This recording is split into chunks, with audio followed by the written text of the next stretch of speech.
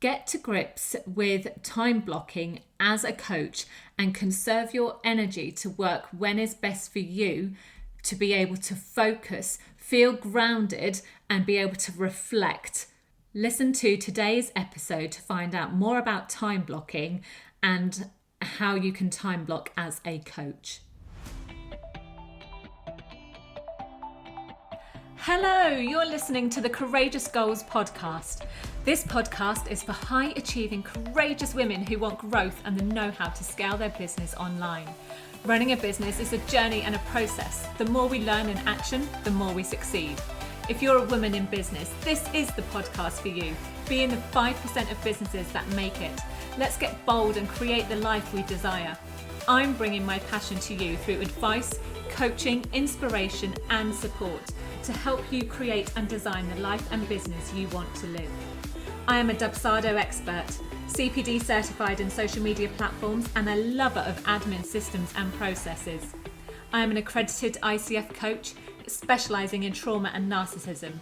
My own coaching journey has supported my growth immensely, and I want to share those highlights with you to inspire and give you courage.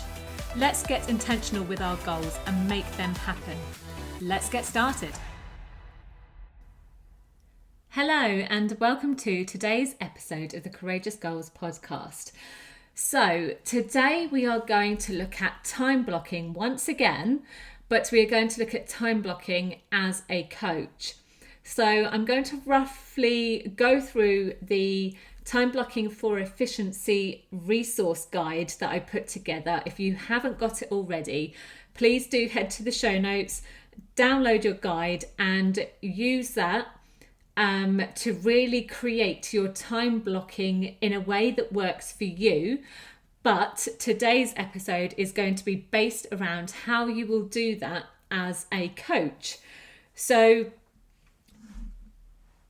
for those of you that have the guide, you will know that you need to grab a cup of tea, grab a cup of coffee, whatever it is that you drink, and spend perhaps 10 minutes looking through this guide and then allowing yourself a few minutes to look at your calendar where you can find a whole dedicated hour to commit to time blocking. Now, for me personally, it doesn't really matter whether you do this or not, but the point is I want to explain and show you how it really, really benefits you, because I have used time blocking now for quite a while, and I never used to be as strict as I am now. But I know the benefits and the rewards that it really gives you and how much it can really support your mental health. It's so important to stay on top of tasks for your business, definitely 100%, but it's also very important to stay on top of things for yourself, and your business isn't going to run without you, so you know you need to look after yourself also. So whilst I'm talking to you, I'm hoping that you are downloading the resource. If you haven't, please go ahead and do it. And at the same time, please head over to your calendar, whether you're listening on your phone or if you're listening while sat in your office, at your desk, wherever it is that you are. If you can access your calendar, please go ahead and find 1 hour that you can spend on time blocking just to get started. Because trust me, if you can get time blocking nailed, you will have so much more focus. It will give you structure. It will definitely give you good boundaries in business. I'm one of those people where boundaries, like my personal boundaries, have never really been there. And if someone says to me, whether it's a friend, a family member, a client, whoever it is, I'm always the first person to say, yes, that's fine, I'll do that. Whether I have time or not, whether I know how to do it, whether, this, that, or the other, because I'm one of those people that are, well, firstly, I'm a people pleaser. But secondly, I love learning new things. I love supporting people, and I love the satisfaction that it gives me that I'm able to support other people. So it will give you better boundaries. It will also give you better productivity, and it will give you time back. Now you might be wondering, like, how is it going to do that? Like, how the hell am I going to save time by implementing time blocking into your day? I don't know if you're one of those people where you work like all over the place. So if someone says, can I have a call on Monday? You're like, yeah, that's fine. You throw it into your diary, and whatever you might have planned for Monday has gone totally out of the window. And then you need to then find that time back to go and do whatever it is you were going to do. Whereas I will tell you now that on Mondays, I definitely do not have meetings or sessions or anything like that on a Monday. I don't schedule anything on a Monday. And that's thanks to time blocking, because when you have meetings or sessions, it's not just that 1 hour slot where you're, allowing that person to have you, dedicated one-to-one. You have to prepare for it. Before you prepare for it, you might actually need to go and create something or do something, and then prepare for the meeting, then have the meeting. Then you might need to, reflect or write up some notes or do something. So actually that timescale might end up even being 3 or 4 hours, or maybe even longer, depending what you do. So allowing certain days for things really helps. So trust me, it really will give back time. Now you need to learn to be strict with your calendar and what you would like out of your week. So once you've downloaded the resource, you'll be able to really work out what you do on a daily basis, what you do on a weekly basis, a monthly basis, and that could be admin sessions, working on a project, creating a course. Don't forget to look at breaks, lunch, self-care, anything personal. So if you've got family commitments, if you do a school pickup, if you've got appointments or anything like that, try and keep all of those in your calendar as much as possible. Now, the second thing to consider is, when are you most productive? Always get the biggest or trickiest or time-consuming task done first, because your energy drains obviously as you go throughout the day, and you need to conserve your energy and use it in the right way. So are you an early riser or are you a night owl? Perhaps you prefer meetings and sessions to be done in the afternoon, or would you prefer them to be done first thing in the morning so that you can focus on other things at the end of the day? And then when you're time blocking, you want to be able to group things so that they can fit within your schedule. So like I just said, Mondays, I don't have meetings or sessions. Mondays are mostly for working on my business. And every Monday I have that scheduled in my calendar. So nothing can be booked on a Monday. It is all about my business. But I will break those tasks down. So I know Monday is about business, but perhaps throughout the month I can change those tasks. So one Monday a month, I know I will spend Monday focusing on my podcast and creating episodes and scheduling everything and creating the socials that go with those episodes and creating everything around that podcast. That will all be done on that one Monday.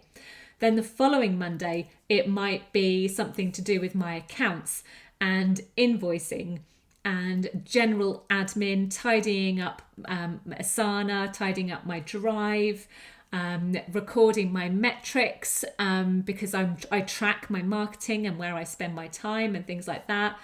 And then another Monday could be something completely different.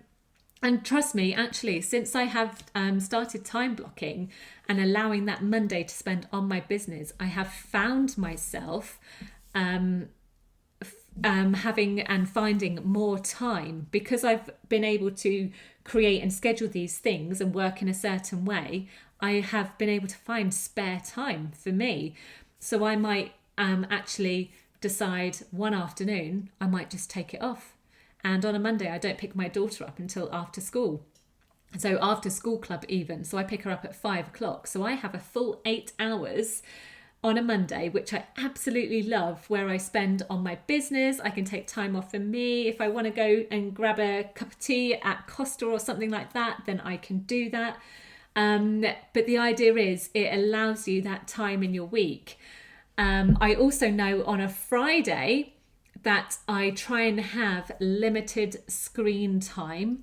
So for those who like to be coached on the phone, I try and allow that to be on a Friday where possible.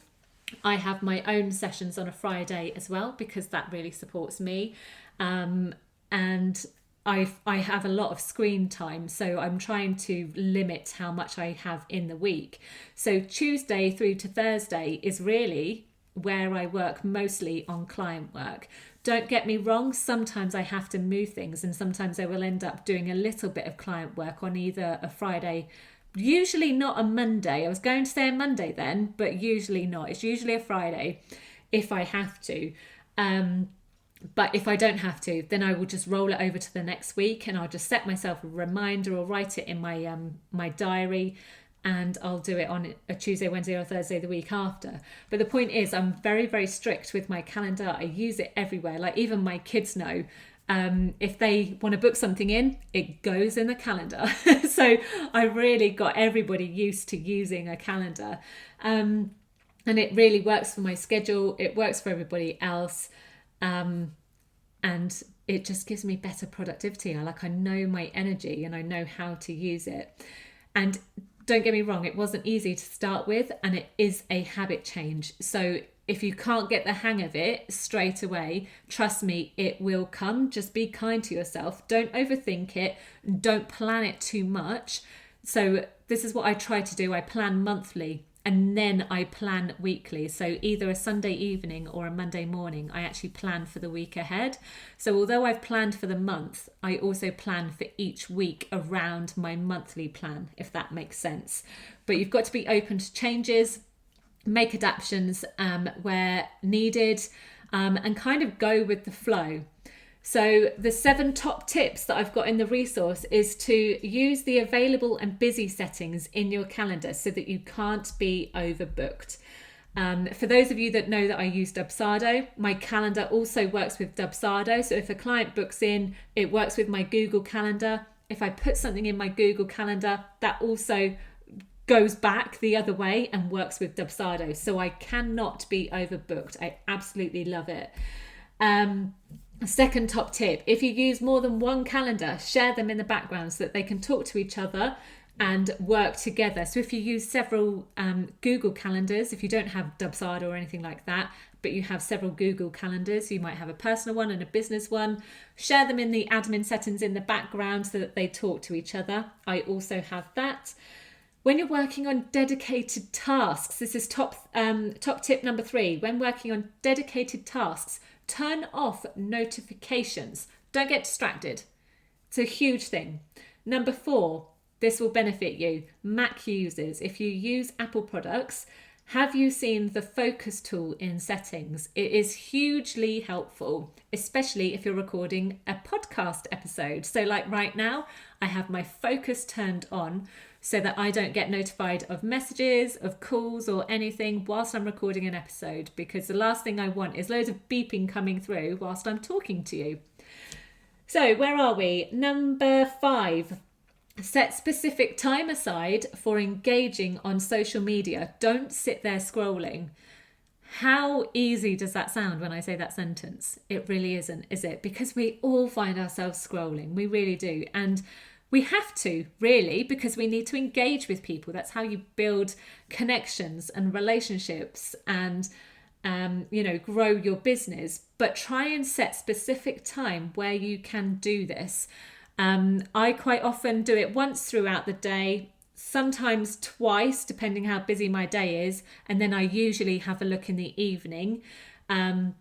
But I have specific times where I really focus on this, and I don't do it for hours on end, because the brain power it actually takes is quite a lot, and it becomes very overwhelming. So try and set yourself like a maximum of half an hour each time you're on social media.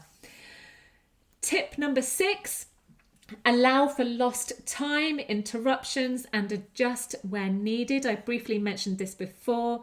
So always leave a bit of space in your calendar if possible. So if needed, you can go back and move things around.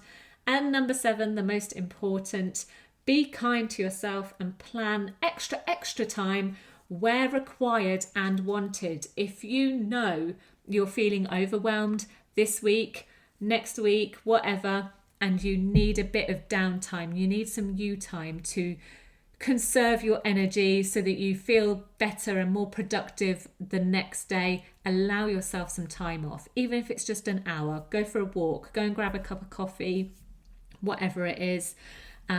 If you know you've got, I don't know, a celebration or something coming up, allow yourself that couple of hours to go shopping and do whatever it is you need to do, because our health and our well-being is just as important as running our business, if not more so, because, your business isn't going to run without you.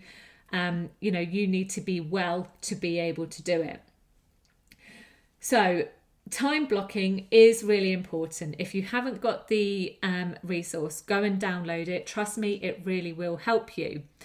Now, as a coach, this is one of the things that I really wanted to talk about in this episode. So as a coach, you are using your mindset, your mind, your well-being. You are really using your brain power when you are in sessions with clients. You are also using it beforehand and after sessions. It depends what kind of coach you are. I'm a trauma coach now, so I know that uses a lot of my brain. It uses a lot of my energy. Sometimes I can feel very overwhelmed. Sometimes I can get triggered by certain things. So I know that before a session, I need to prepare. I need to ground myself. I know I need to feel quite free, if you like. So I need to feel grounded. My head needs to be clear. And then after sessions, I need that time to write up any notes. I need to reflect. And I usually need to send something to my clients after. So when time blocking comes in to being a coach, for me, I have found that it works where you have certain days set aside for coaching only. So not working on business tasks or creating a course or recording podcast episodes. Allow yourself certain days where you can coach, and only coach if you can. If you can fit that into your schedule, if you can fit that into your business, then please do try and focus on having certain days where you just coach and there's no other business things needed, because you can really focus. You can allow yourself that time for grounding, for reflections, for being present, and all of those things. It is really, really important, trust me. So when you get to a point where you know that something needs to change, look at your schedule, look at your days and see where you are actually present in certain areas. I really hope that this episode was helpful for you. I did go into time blocking a fair bit, but I just want you to know how important it is and the benefits of it, and what to really consider when doing it. Because some people, they download the resource, they don't actually implement anything, and it constantly stays in the back of their head. Right, I need to look at this, I need to do that, and so on. But when you're a coach, you don't want to have these things in the back of your head. You don't want to keep thinking, oh, I really need to do this. Oh no, I've got a session in an hour, and then you don't have time to do anything. And trust me, I'm talking from experience. That's why I'm able to say this. So download the resource. If you haven't, go and do it right now. Allow yourself 5 minutes to look in your calendar and go and block in an hour where you can spend some time blocking, working out your days, what you like to work on certain days. Do you want a shorter week? Are you happy to work all week? Can you do certain things on certain days? And then really look at the coaching point of view. So can you spend certain days where you're just a coach? You're not a businesswoman. You're not doing admin and sending this, sending that. You're not creating a course. You are just a coach, because trust me, it will benefit you. I know it's benefited me, and I've only actually put those days aside in the last couple of months now. But it is so much better to actually have coaching days. So I hope this was helpful. And if you've got any top tips of your own that you'd like to share with time blocking or time blocking as a coach, feel free to let me know, and maybe we could do a podcast episode together one day. Have a good week, and I will catch you soon. Thank you so much for listening to the Courageous Goals podcast. I really hope you've enjoyed today's episode and taken something of value for you. If you'd love more advice, coaching, inspiration and support, head on over to join many other courageous women in business in our free community group over on Facebook. We'd love to welcome you. You can also find free useful resources over on the website at leannebrown.com/resources. Right, that's all for this week. I look forward to sharing another episode with you next week.